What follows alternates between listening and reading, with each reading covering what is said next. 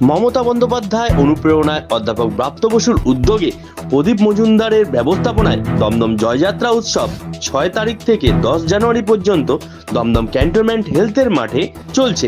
সেই দৃশ্যই তুলে ধরা হলো নিউজ বাংলা টিভি চ্যানেলের পর্দায়। বাংলার সংস্কৃতির এবং কৃষ্টির সেই প্রখ্যাত অভিনেত্রী রুমাদির মুখে এখনো কিন্তু প্রচলিত সেই এক চিলতে হাসি, যা আজও আমাদেরকে আবেগমোহিত করে। আর মাননীয় সভাপতি উৎসব কমিটির শিক্ষামন্ত্রী ব্রাত্য বসু মহাশয় শ্রদ্ধা জ্ঞাপন করলেন পৌষেরই গানের পরশে বহুমুখী প্রতিভার এক অমোঘ সমন্বয় হচ্ছেন ব্রাত্য বসু। বহুমুখী প্রতিভার এক কিরণ ছড়া হচ্ছেন মাননীয় ব্রাত্য বসু। চলচ্চিত্র অভিনেতা, চলচ্চিত্র পরিচালক, নাট্যকর্মী, নাট্য অভিনেতা, দমদম বিধানসভা কেন্দ্রের বিধায়ক এবং দক্ষ প্রশাসক, পশ্চিমবঙ্গ সরকারের মাননীয় শিক্ষামন্ত্রী অধ্যাপক ব্রাত্য বসু। জোরে করতালি। একবার করতালি কল্লিত হোক দমদমবাসীর আপনজন, দমদমবাসী মাননীয় প্রদীপ মজুমদার মহাশয় বরণ করে দিন। কিংবদন্তি নাট্য ব্যক্তিত্ব এবং তার সঙ্গে নাটক করা এক অনন্য নাট্যকর্মী, এই দুই মহামিলন। একজন মাননীয় মন্ত্রী এবং তাঁরই দেখানো পথ ধরে যিনি যাত্রোৎসবকে এগিয়ে নিয়ে চলেছেন, তাঁরই প্রদীপ মজুমদার। একটা জোরে করতালি। নাট্যবাঙ্গিনার দুই মানুষ, একজন মহামানব নাট্য অঙ্গনে আর একজন এক কৃতি অভিনেতা, নাট্যকর্মী মাননীয় প্রদীপ মজুমদার।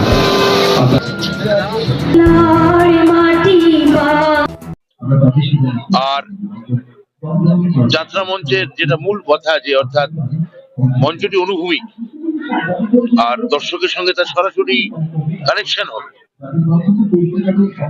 সেইভাবেই মঞ্চ পরিকল্পনা থেকে শুরু করে রূপায়ণ তার সব হয়েছে। এবছর যাত্রা উৎসব উদ্বোধন করার কথা ছিল আমার মমতা বন্দ্যোপাধ্যায়ের মাননীয় মুখ্যমন্ত্রী, তার ক্যাবিনেটের অন্যতম মন্ত্রী এবং তিনি যাত্রাভিনেতাও বটে, তার নিজস্ব যাত্রার দল আছে, শ্রী স্বপন দেবনাথ মাননীয় মন্ত্রী। তা স্বপন দেবনাথ এক্ষুনি আমার বললেন তিনি খুবই গুরুতর অসুস্থ হয়ে পড়েছেন, কিন্তু তার দল এসছে এবং বাংলার প্রখ্যাত এবং বর্ষীয়সী অভিনেত্রী শ্রীমতী রুমা দাশগুপ্ত, তাকে আজকে আমরা সম্বর্ধনা দেব। আর প্রদীপ পরিকল্পনা করেছে যে যতদিন যাত্রা চলবে উৎসব, ততদিন এখানকার দর্শকদের মুড়ি এবং চা, লাল চা দর্শকদের খাওয়াবে। এইটা একটা এই যাত্রা উৎসবের একটা বাড়তি আকর্ষণ। এবং এখানে দমদমের আপনারা দেখতে পাচ্ছেন প্রায় সমস্ত কমিউনিটি এরিড এরিয়া এখানে ঢলে পড়েছে। তো এখানে মানুষের খুবই সাড়া এবং উৎসাহ আছে। সময়টাও শীতকাল, উৎসবের সময় মানুষ রেসপন্ড করছে এবং আমরা জানি যে দমদমের মানুষ প্রবলভাবে মমতাদির সঙ্গেই আছে। সঙ্গীতমালা গান এখন হয়নি, ওটা আগামীকাল হবে। ওটা হবে, ওটা আগামীকালেরটা আপনি ভাবছেন গোলমাল হতে পারে, গোলমাল হবে না। এখানে আমার মুখপাত্র কুণাল ঘোষ কালকে যা বলে দিয়েছেন ওটাই আমাদের দলের কথা।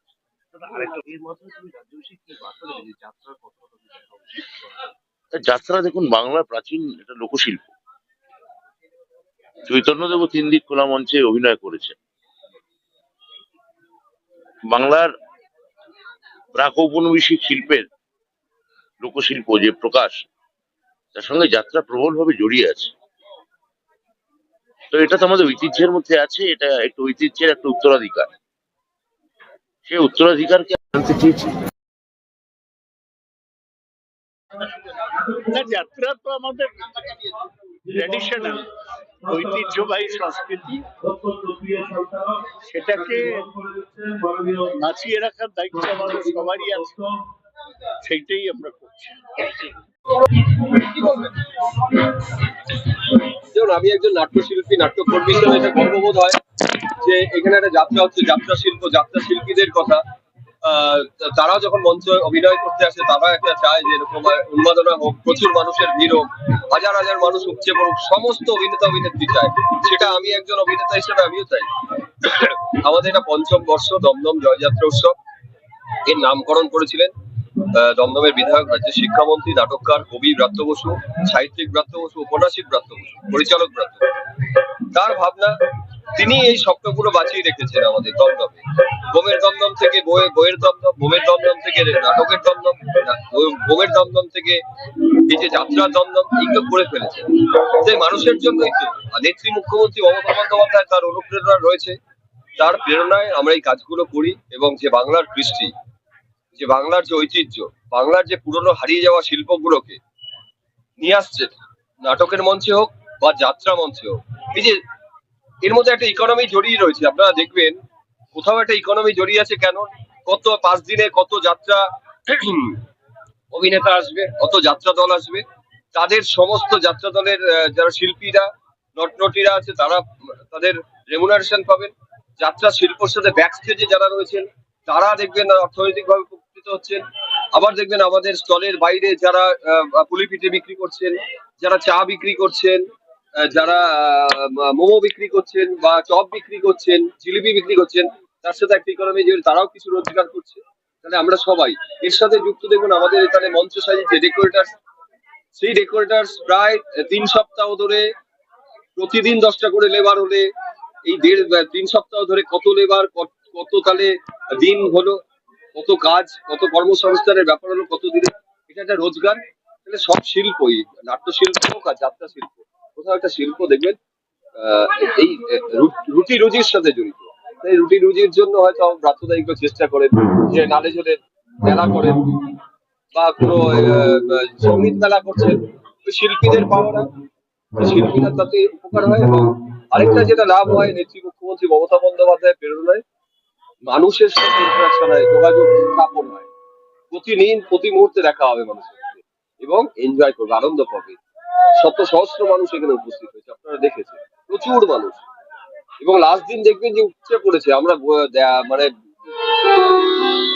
চেয়ার দিয়েও কুলোতে পারবো, প্রচুর দাঁড়িয়ে আছে। ভালো লাগছে, আনন্দ লাগছে। যখন রাজনীতির মঞ্চে থাকি, রাজনীতির কথা বলবো। এখন নাটকের মঞ্চে, যাত্রার মঞ্চে আছে, যাত্রার কথা বলি। তবে দিনের শেষে মমতা বন্দ্যোপাধ্যায়ের সাথে থাকবার জন্য আবেদন করবো, অধ্যাপক ব্রাত্য বসুর সাথে এবং অধ্যাপক সাংসদ সৌগত রায়ের সাথে থাকবার জন্য অনুরোধ করবো। তো আমাদের সাথে তো মানুষ আছেই। আমি কাউন্সিলর হিসেবে সত্যিই গর্বিত, 4 নম্বর ওয়ার্ডের এত মানুষ আমাকে ভালোবাসেন এবং আমার প্রেস মিডিয়ার বন্ধুরা আমাকে ভালোবাসেন। তাদের সাথে আমাদের একটা ভালো সম্পর্ক আছে। সেই সম্পর্ক, ভালোবাসা থেকে আমরা ভালো ভালো কাজ করতে পারি। নিশ্চয়ই আমি পথ চলতে গেলে অনেক ভুল হতে পারে। আমি একজন, যদি এবার পলিটিশিয়ান হিসেবে কথা বলি, রাজনৈতিক লোক, সকাল থেকে কাজ করি, মানুষের দৌড়ে দৌড়ে ড্রেন পরিষ্কার করা, নালা নর্দমা পরিষ্কার করা, কার জ্বর হলো, কার হলো, কার সার্টিফিকেট, সবটা করি।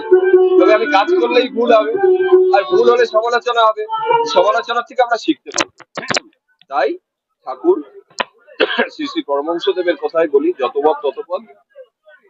আর থিয়েটার থেকে লোক শিক্ষা হয়, আর যাত্রার থেকে লোক শিক্ষা হয়। আমি শিক্ষা নিতেই এসেছি, শিক্ষা নিয়েই যাবো।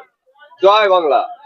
এরপরে আসছে কি, আমরা এরা কয়েকদিন আগে টেস্ট পেপার দিলাম, তারপর আবার রক্তদান আসবে, তারপরে আবার দেখবেন আমাদের ভোট এসে যাবে, তারপরে মাধ্যমিক উচ্চ মাধ্যমিকের পরীক্ষা চলে আসবে। আমাদের প্রতিদিন প্রতিনিয়ত কাজ। আর এই যে পরের বছরের যাত্রা নিয়ে এখন থেকে ভাবনা শুরু, এই দলগুলো পরের যাত্রা কি প্রোডাকশন করছে, কোনটা কোন কোন ভালো অ্যাক্টর অ্যাক্ট্রেস রাখছে, তাদের সাথে যোগাযোগ করা, সেগুলো করি। এবং আজকে যেমন ওই শর্মিলা দিয়ে এসছেন, শর্মিলা পাল, বিদ্রোহিনী নায়িকা শর্মিলা পাল উপস্থিত ছিলেন। রুমা দাশগুপ্ত অভিনীত আজকে মঞ্চায়ন হচ্ছে, আপনারা দেখবেন। চম্পা হালদারের যাত্রা মঞ্চায়ন হবে, অনল কাকুরের যাত্রা মঞ্চায়ন হবে, এগুলো আসলে দেখবো, ভালো লাগবে। পরবর্তীকালে আপনি নিজে তো অভিনয় করেন, আমি নিজে অভিনয় করে, আপনি নিশ্চয়ই গেছেন আমার নাটক দেখতে। দেবদাস নাটকে করেছি, বিবর নাটকে করেছি, রাজা রামমোহন রায়ের নাটকে করেছি, বিদ্যাসাগরে অভিনয় করেছি। এরকম বিভিন্ন সময় বিভিন্ন অভিনয়ের সাথে ভালো লাগে, ওটা প্যাশন তো একটা। কোথাও আমাকে যদি জিজ্ঞেস করে আজকে পার্টির মিটিং এ যাবে না রিহার্সালে যাবে, তা আমি পার্টির মিটিং থেকে চুপচাপ কেটে দিয়ে রিহার্সালে চলে যাবো, সারাদিন রিহার্সাল রুমে ঢুকে যাবো। কি আনন্দ, কি আনন্দ, কি আনন্দ, সেটা বলে বোঝাতে পারবো না। সাধারণ মানুষের উদ্দেশ্যে একটাই কথা বলবো, ওনাদের কাছে জিজ্ঞাসা করুন কেমন লাগছে, প্রদীপ বাবু কেমন। আমি চাই না, ওনারা বলবেন প্রদীপ বাবু কেমন। এবং আমার নেত্রী মুখ্যমন্ত্রী মমতা বন্দ্যোপাধ্যায়ের সাথে থাকবার জন্য আবেদন রাখবো, আমাদের অধ্যাপক সাংসদ সৌগত রায়ের পাশে থাকবার জন্য আবেদন করবো, এবং কবি সাহিত্যিক দমদমের বিধায়ক, রাজ্যের শিক্ষামন্ত্রী ব্রাত্য বসুর সাথে থাকবার আবেদন রাখবো।